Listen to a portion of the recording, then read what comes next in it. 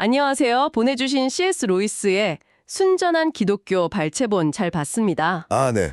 오늘은 이걸 바탕으로 기독교 신앙의 핵심, 특히 그 하나님 개념이 다른 종교나 아예 신을 믿지 않는 관점과 어떻게 다른지, 또 이제 신을 믿는다고 해도 그 안에서 어떤 차이가 있는지 이런 걸 좀 깊이 파헤쳐 보려고 합니다. 네, 아주 흥미로운 주제가 될 것 같아요. 단순히 교리 소개가 아니라 이게 우리가 세상을 보는 방식이랑 어떻게 연결되는지 그 핵심을 좀 짚어보죠. 바로 시작할까요? 네, 좋습니다. 루이스의 글은 뭐랄까, 단순히 종교 얘기가 아니에요. 우리가 옳다, 그러다, 혹은 뭐 정의롭다, 이런 기본적인 개념들 있잖아요. 네네. 이게 도대체 어디서 왔을까 하는 그런 근본적인 질문을 던지거든요. 오늘 그 부분을 살펴보는 게 중요할 것 같습니다. 그렇죠. 일단 제가 흥미롭게 본 건요. 루이스가 말하는 기독교의 어떤 개방성 이런 거였어요. 개방성이요? 네. 그러니까 그리스도인이라고 해서 다른 모든 종교가 다 틀렸어. 이렇게 볼 필요는 없다는 거예요. 오히려 다른 종교 안에도 뭔가 진리의 조각 같은 게 있을 수 있다. 이렇게 말하더라고요. 맞아요. 그 점이 상당히 중요하죠. 물론 기독교만의 어떤 고유한 주장, 그게 틀렸다고 보는 건 아니지만요. 네, 당연히. 하지만 다른 믿음 체계에서 보이는 어떤 공통된 도덕률, 영성, 이런 걸 무조건 다 배척할 건 아니다. 뭐 이런 관점이죠. 이게 무신론하고는 확 다른 출발점이네요. 무신론은 보통 종교 자체를 거대한 착각으로 보니까요. 그렇죠. 루이스는 이걸 또 인류 대다수가 어떤 형태로든 신적인 존재를 믿어왔다는 그 역사적 사실하고 연결시키죠. 아, 대다수요? 네. 뭐 고대 그리스 로마인부터 시작해서 힌두교도 이슬람교도 다 포함해서요. 이런 사람들이 다소파라는 거예요. 신 존재를 믿는. 그리고 현대 서구의 어떤 유물론자들, 이쪽이 오히려 소수파다. 이렇게 먼저 딱 구분을 하고 시작하죠. 아하, 그렇게 나누는군요. 근데 또 신을 믿는다고 해도 다 같은 게 아니라는 점도 재밌었어요. 네, 맞아요. 거기서 또 크게 나뉘죠. 하나는 신을 선악 이런 구분을 넘어선 존재로 보는 범신론이라고 하던데요. 네, 범신론. 힌두교 일부나 뭐 해결 철학 같은 걸 예로 들죠. 이게 그러니까 우주 자체가 신이랑 거의 같다 이런 느낌인가요? 네, 그런 관점으로 가면 우리가 저건 좋은 거, 이건 나쁜 거 이렇게 판단하는 것들이 있잖아요. 네. 그런 것들이 결국엔 다 신적인 전체의 그냥 일부다. 이렇게 해석될 여지가 생기는 거죠. 그럼 뭐 암이나 빈민가 같은 끔찍한 것도요? 그렇죠. 그것조차도 어떤 더 높은 뭐 신적인 관점에서는 그냥 신성의 한 표현일 뿐이다. 이렇게 볼 수도 있다는 거예요. 루이스 설명에 따르면요. 약간 이해하기 어렵네요. 우주가 신의 몸 같다는 비유도 나오던데요. 네. 신이 우주를 움직이는 게 마치 우리가 우리 몸을 움직이는 것과 비슷하다. 이렇게 보기도 하고요. 반면에 유대교, 이슬람교, 그리고 기독교는 여기서 완전히 다르다는 거죠? 네, 완전히 다르죠. 이쪽은 신을 명확하게 선한 존재로 봅니다. 선하다. 네, 의롭고 자비롭고 뭔가 가치 판단을 하시는 분이죠. 사랑을 사랑하고 미움을 미워하고. 그래서 우리한테도 뭔가 특정 방식으로 살기를 원하신다. 이렇게 연결되는 거군요. 그렇죠. 그리고 우주를 창조했지만 신과 우주는 별개다. 이 생각도 중요해요. 루이스가 그 화가랑 그림 비유를 들잖아요. 네네, 봤어요. 그림이 망가져도 화가는 그대로 있는 것처럼 우주가 잘못돼도 창조주인 신은 별개로 존재한다는 거죠. 그 차이가 엄청 크네요. 범신론하고. 바로 그 지점이 핵심적인 분기점입니다.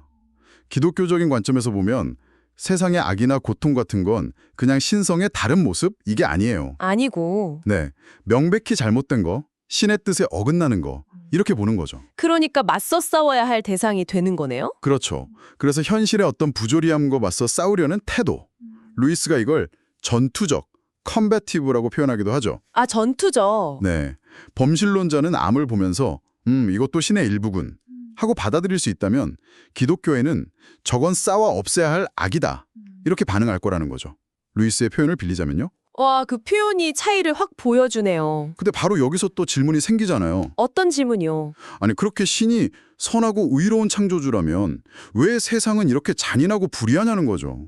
루이스 본인도 과거에 무신론자였을 때 이 질문을 던졌다고 하고요. 네, 아주 중요하고 또 어려운 질문이죠. 차라리 그냥 뭐 지적인 힘 없이 우연히 생겨난 거라고 보는 게 더 속편하지 않냐 이런 생각도 들 수 있고요. 아마 듣는 분들 중에도 그런 고민하셨을 수 있을 것 같아요. 그렇죠. 근데 루이스는 바로 이 불의함이라는 그 판단 자체에 주목을 합니다. 판단 자체요? 네, 우리가 세상을 보면서 이건 불의해. 라고 느끼잖아요. 네, 정의라는 개념, 이건 대체 어디서 왔냐는 거예요. 아, 기준 문제군요. 네. 루이스 비유가 재밌는데 직선이라는 개념이 없으면 어떤 선을 보고 이거 구부러졌네 라고 말할 수가 없다는 거죠. 그러네요. 비교 대상이 있어야 하니까. 마찬가지로 우리 안에 정의에 대한 어떤 감각이나 기준이 아예 없다면 세상을 향해서 이건 불의하다 이렇게 비판할 근거 자체가 없다는 거예요. 아, 그렇군요. 그러니까 만약 세상 전체가 그냥 아무 의미 없고 기준도 없는 거라면 그 안에 사는 우리가 이건 잘못됐는데? 이건 불공평한데? 이런 생각을 할 수조차 없다는 거네요. 네. 물고기가 물속에 살면서 축축해. 이걸 특별히 느끼지 못하는 것처럼요. 아하. 그럼 결국 세상은 불의하다. 이렇게 주장하는 것 자체가 역설적이게도 정의라는 기준은 존재하고 의미 있다. 이걸 암묵적으로 인정하는 셈이 되는 거군요. 그렇습니다. 바로 그 논리죠. 그래서 루이스는 무신론이 겉보기에는 간단하고 솔직해 보일 수 있지만 우리 마음속 깊은 곳에 있는 이 도덕적인 직관, 세상이 마땅히 어떠해야 한다는 그 정의의 기준을 설명해 주지 못하기 때문에 실제로는 너무 단순한 설명이다. 이렇게 결론을 내리는 거죠. 너무 단순하다. 네. 만약 우주 전체에 정말 아무런 의미나 기준이 없다면 우리는 의미 없음이라거나 불의함이라는 생각 자체를 할 수가 없었을 거다. 마치 빛이 전혀 없는 우주에서 생명체가 어둠이라는 개념을 떠올릴 수 없는 것처럼요. 와, 정말 흥미로운 논증이네요. 오늘은 이렇게 C.S. 루이스의 글을 통해서 기독교의 하나님 개념이 범신론이나 무신론과 어떻게 다른지, 또 그게 선과 악, 정의 문제랑 어떻게 연결되는지 좀 깊이 들여다봤습니다. 네. 를 이해하고 또 반응하는 방식이 이렇게 근본적으로 달라질 수 있다는 점이 참 인상 깊었습니다. 네, 특히 우리가 세상을 향해서 이건 불의하다 이렇게 외칠 때 무심코 사용하는 그 정의라는 기준이 있잖아요. 네네. 그게 과연 어디서 온 걸까? 이 루이스의 질문은 정말 계속 곱씹어볼 만한 것 같아요. 맞아요. 어쩌면 우리 안에 있는 그 기준 자체가 루이스가 암시하는 것처럼 우리 자신이나 이 세상을 넘어서는 어떤 더 근본적인 도덕적 실제 혹은 뭐 의미의 원천 이런 걸 가리키고 있는 건 아닐까 이런 질문을 던져볼 수 있겠죠. 네. 그 질문을 오늘 이 내용을 접하신 당신께 마지막 생각할 거리로 남겨드리면서 마무리하면 좋겠네요. 네, 좋은 마무리인 것 같습니다. 다음에 또 흥미로운 내용으로 찾아뵙겠습니다.